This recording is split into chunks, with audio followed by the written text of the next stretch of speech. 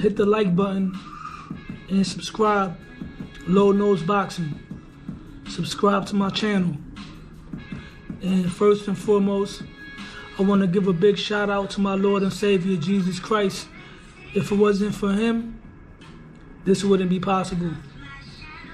We're going to talk about the upcoming fight this Saturday between Gervanta Tank Davis and Ryan Garcia. I'm going to break down the fight. We're going to talk about which fighter has a better chin. We're going to talk about which fighter has better defense, which fighter has more hand speed, which fighter has more experience, and which fighter has a better IQ, and of course, resume. So with that being said, before we go any further, I got the drip on. Big shout out to my brother Sound Loud, producer in New York City, you know what I mean? One of the hottest beats, hands down. Big shout out to my bro Lolo, who made this beat as well. One of the best producers in the game, hands down, as well. But as for Sound Loud, he also got a clothing line called Sin to Zen. In other words, we start off in a life of sin, but then end off on a righteous path, following God.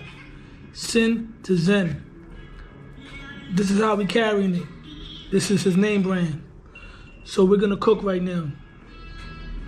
Ryan Garcia, Tank Davis. We getting straight to the point. Which fighter has more punching power?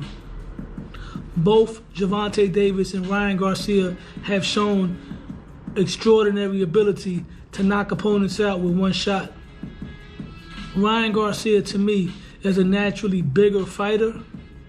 It's possible that he might be the harder puncher, as surprising as that sounds.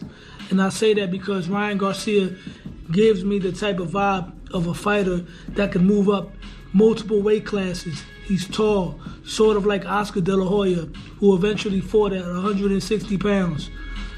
But before I make that judgment and say that Ryan Garcia is a harder puncher than Tank Davis, we're going to go based off the quality of opponents that both guys have knocked out.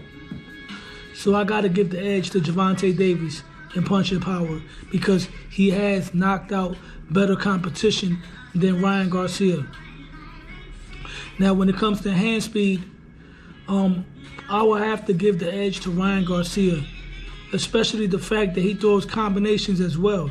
He uses his combinations to blind you for that big, powerful left hook. So we're gonna go with Ryan Garcia as the fighter with faster hands. Experience is a no-brainer. Gervanta Davis been fighting longer.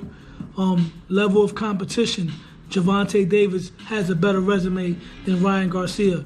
However, Ryan Garcia is not a slouch in that area. A lot of people tend to criticize his competition, but Ryan Garcia has a victory over Luke Campbell, who's a former Olympic gold medalist.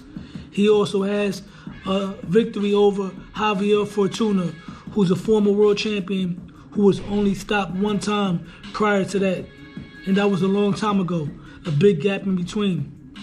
Gervanta Davis, on the other hand, has faced better competition. He beat Jose Pedraza, who went on to become a two-time, two-division world champion.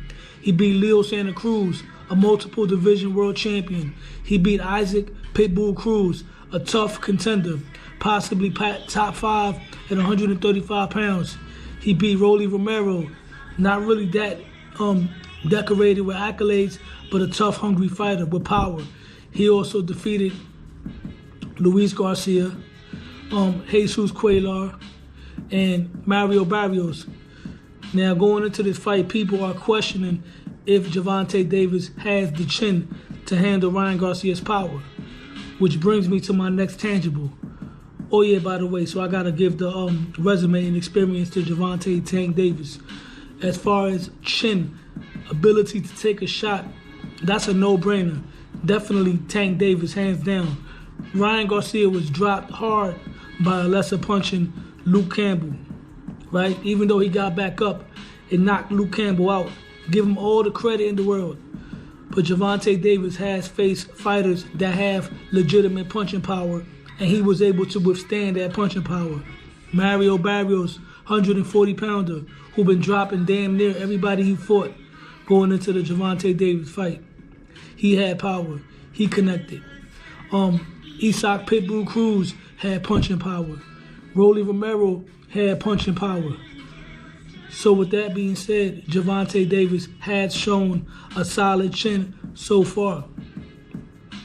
As far as footwork, I would have to give the edge to Gervonta Davis as well. He's shown that he's able to fight going forward, cutting the ring off, and he's also able to fight on the back foot as well.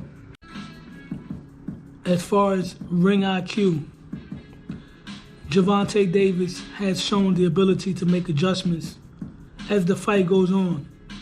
He starts off slowly and he downloads the data. Once he downloads the information, he executes and gets the job done. So ring IQ, to me, is the most important attribute that's going to set the difference between Ryan Garcia and Gervonta Tank Davis. I see the fight being very competitive, very close. Going into the later rounds, I see Gervonta Davis making the proper necessary adjustments, closing the distance. His ring IQ is going to make a huge difference. And I'm choosing Gervonta Davis by TKO or KO anytime between round 7 to round 12. So if you gamble, if you're looking to place your bet, just remember, low nose boxing. With that being said, thank you for giving me the opportunity to speak boxing with y'all. And like, subscribe to my channel. I'm out.